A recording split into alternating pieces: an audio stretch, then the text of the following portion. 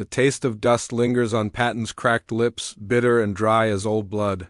His boots scuff the hot earth, each step a reminder of the grinding war. Sweat beads on his furrowed brow, salty and sticky, mingling with the faint scent of burning oil and scorched earth.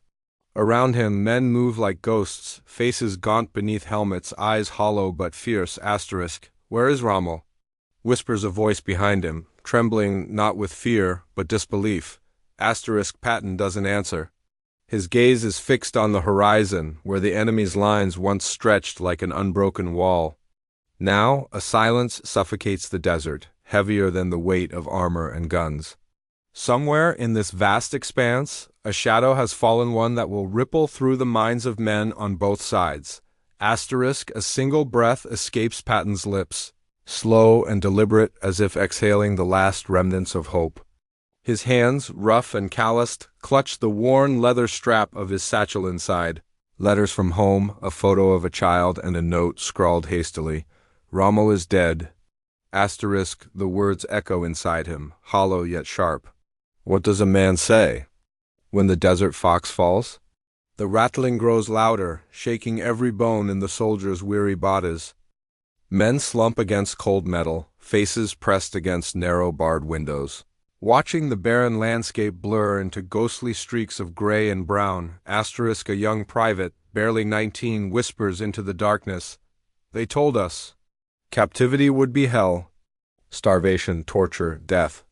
But the stale bread in his pocket is dry yet untouched, and the cold water in his canteen, though rationed, tastes sweeter than he expected.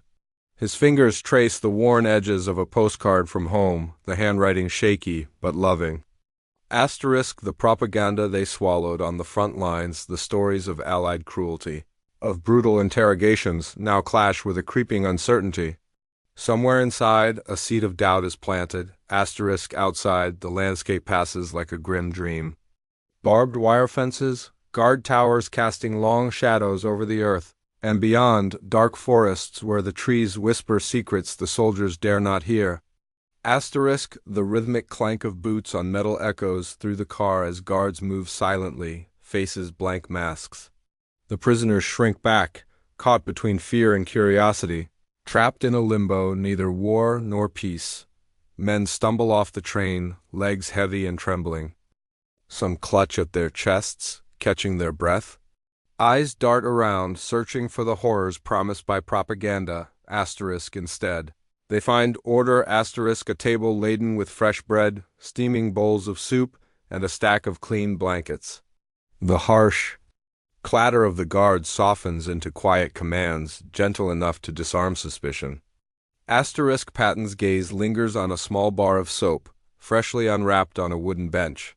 The scent of lavender and cleanliness is a sharp contrast to the stink of war. His hands shake not from cold, but disbelief. A whispered conversation breaks through the stillness. Why? Why do they treat us like this? TCH, it's a trick, a trap.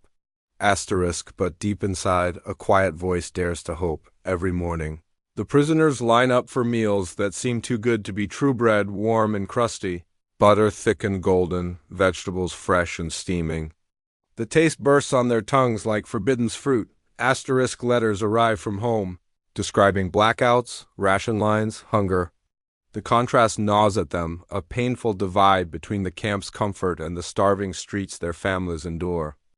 Patton writes in his diary that night, the ink trembling on the paper. Today I ate until I was full.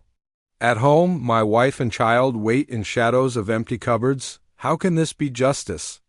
The guards nod respectfully, offer small kindnesses. A cigarette passed discreetly, a whispered word of encouragement. Their faces show fatigue and humanity beneath the uniform. Patton studies one guard, a man with eyes too tired to hate. In those eyes, a reflection of the same fear, the same longing for an end. The camp becomes a strange theater of civility amid chaos. Through letters and whispered rumors, Patton learns of cities in flames, families shattered by bombs and starvation. Yet here, in this enemy camp, a semblance of order and life persists. This juxtaposition is a knife twisting in his heart. The world is not as black and white as the newsreels told him.